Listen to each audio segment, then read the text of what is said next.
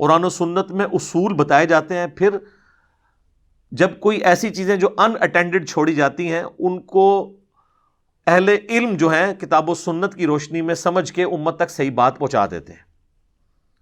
تو اصول تو اپنی جگہ طے ہیں۔ اس کو آپ مثال کے طور پر سمجھ لیں کہ اس وقت تمام مکاتب فکر کے تمام جید علماء، ایون ان کی پبلک بھی اس بات پر اتفاق کرتی ہے کہ سگریٹ اگرچہ نشہ نہیں ہے کیونکہ اس سے ہوش تو نہیں جاتی، لیکن یہ گناہ اور حرام ہے، یا کوئی احتیاط میں بولے گا تو مکروہ تحریمی کہہ دے گا۔ وہ کہتے ہیں جی حرام کے لیے نص قطعی کتاب و سنت کی چاہیے ہوتی ہے، چونکہ ہم نے یہ ڈیڈکٹ کیا ہے لہٰذا ہم اسے مکروہ تحریمی، اور دوسرے معنوں میں وہ فقہ کی ٹرم میں حرام ہی ہوتا ہے۔ مکروہ تحریمی اتنی کراہت والی چیز جس کی آلموسٹ حرمت ہے۔ تو ظنی الدلالہ تو ہے، یہ قطعی الدلالہ نہیں بھی۔ تو یہ سگریٹ کے اوپر سب نے جو گناہ کا فتویٰ لگایا ہے، حرام کا فتویٰ لگایا ہے، تو وہ کس آیت کے تحت لگایا ہے؟ وہ سورۃ البقرہ کی آیت ہے، آیت نمبر ہے 195، وَلَا تُلْقُوا بِأَيْدِيكُمْ إِلَى التَّهْلُكَةِ، اپنے ہاتھوں سے اپنے آپ کو ہلاکت میں مت ڈالو۔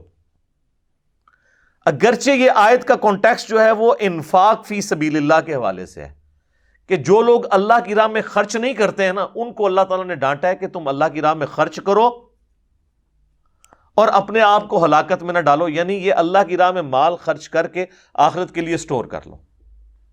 لیکن اس آیت کو خودکشی کے کانٹیکسٹ میں بھی یوز کیا جاتا ہے کہ جی خودکشی حرام ہے قرآن کی اس آیت کی روح سے۔ احادیث تو بخاری مسلم میں بہت ہیں، لیکن قرآن میں اگر کہا جائے خودکشی کہاں پہ حرام ہے تو کہتے ہیں یہاں، حالانکہ قرآن کا کانٹیکسٹ تو یہ نہیں کہہ رہا، ڈیڈکٹ کیا جاتا ہے۔ چلے خودکشی کے لیے تو آپ کہہ سکتے ہیں کہ احادیث الگ سے موجود ہیں، لیکن سگریٹ کے لیے تو احادیث بھی نہیں ہے۔ اگر آپ نشہ والی احادیث لگائیں گے تو نشہ تو وہ اس اعتبار سے نہیں ہے کہ ہوش گنوا دے، تو وہ کہتے ہیں نہیں، قرآن میں ہے اپنے آپ کو ہلاکت میں نہ ڈالو، یعنی خودکشی کرنے کی طرف ہی لے جانے والی چیز ہے۔ سائنٹیفکلی یہ چیز پروف ہے کہ سگریٹ کے ذریعے پھیپھڑے خراب ہو جاتے ہیں اور انسان وقت سے پہلے ایکسپائر ہو جاتا ہے۔ اب اس پہ کوئی بیوقوفوں والی بات کرے کہ جی وہ ہمارے محلے میں ایک بابا ہے جی، اس کی عمر تو 80 سال ہو گئی، وہ ابھی تک سگریٹ پیتا ہے، تو وہ ایک ایکسیپشن کیس ہوتا ہے، ایکسیپشنل کیس ہوتا ہے۔ اس طریقے سے نہیں انالیسس کیا جاتا۔ انالیسس یہ کیا جاتا ہے کہ 100 بندے لیے جائیں جو سگریٹ پی رہے ہوں اپنی ینگ ایج سے، اور 100 وہ لیے جائیں جو نہ پی رہے ہوں۔ اب دیکھیں کہ کون 80 تک پہنچتا ہے، تو پتہ چلے گا وہ ایک ہی بابا 80 تک پہنچا ہوا ہے، اس کے ساتھ کے سارے 60 سے پہلے ہی ایکسپائر ہو گئے ہوئے ہیں۔ تو اس طریقے سے چند ایک چیزوں کو، مثالوں کو اٹھا کے آپ نے یہ نہیں سگریٹ کے فضائل نہیں سنانے ہوتے۔ تو سگریٹ کی حرمت یا اس کو مکروہ تحریمی ہم نے نہ قرآن و سنت کے دلائل کی بنیاد پہ نہیں کیا، بلکہ ہم نے اس آیت کے تحت کیا ہے جو سورہ البقرہ کی آیت نمبر 195 ہے، وَلَا تُلْقُوا بِأَيْدِيكُمْ إِلَى التَّهْلُكَةِ، اپنے آپ کو خود اپنے ہاتھوں سے ہلاکت میں مت ڈالو۔ اب کوئی کہہ سکتا ہے کہ یہ علماء نے خام خواہ اس آیت سے کیوں لیا ایسے؟ تو صحابہ بھی اسی طرح لیتے تھے۔ اس کی میں آپ کو ایک مثال پیش کرتا ہوں۔ صحیح بخاری اور صحیح مسلم دونوں میں ایک حدیث موجود ہے کہ ایک عورت عبداللہ ابن مسعود رضی اللہ تعالیٰ عنہ کے پاس آتی ہے اور کہتی ہے کہ میں نے سنا ہے کہ آپ ایسی عورتوں پر لعنت کرتے ہیں جو عورتیں دانتوں کے درمیان گیپ بنواتی ہیں اور گندواتی ہیں، جو ٹیٹو بنوانا، اور چہرے کے بال نوچتی ہیں، جس کی آج کل ایک ماڈرن فارم یہ پلکنگ ہے۔ تو ان تینوں اعمال کرنے والی عورتوں پر آپ لعنت کرتے ہیں؟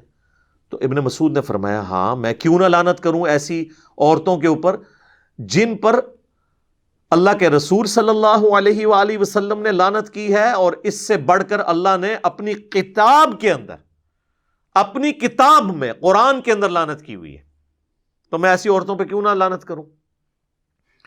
تو وہ عورت کہتی ہے کہ حضرت میں نے پورا قرآن پڑھا ہے، مجھے تو قرآن میں ایسی کوئی آیت نظر نہیں آئی کہ جس میں اللہ تعالیٰ نے ٹیٹو بنوانے کو یا دانتوں میں گیپ بنوانے کو یا چہرے کے بال اکھاڑنے کو حرام کہا ہو۔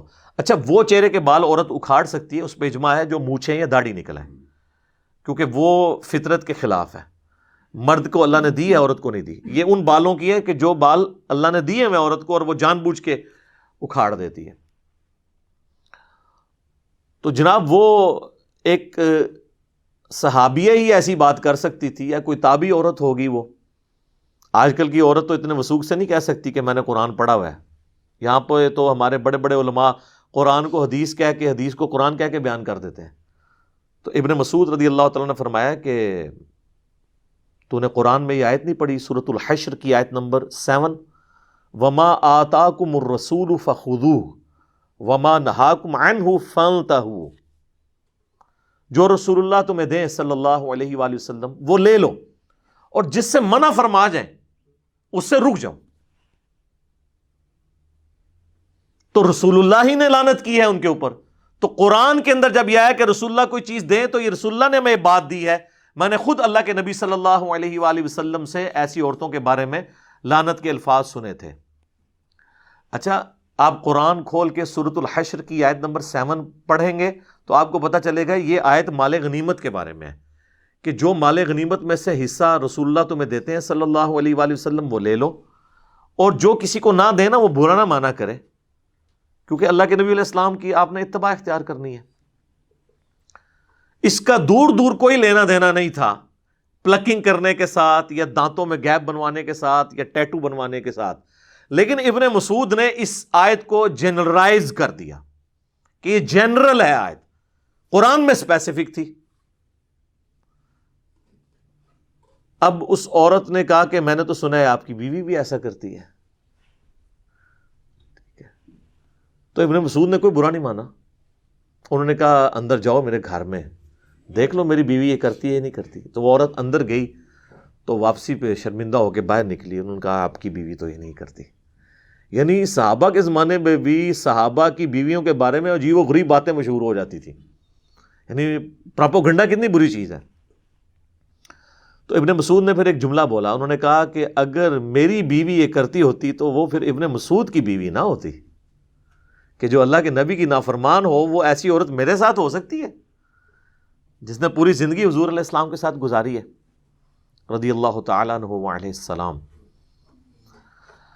تو اس آیت سے یہ پتہ چلا کہ صحابہ اکرام علیہم رضوان آیات کو جنرلائز بھی کر لیا کرتے تھے۔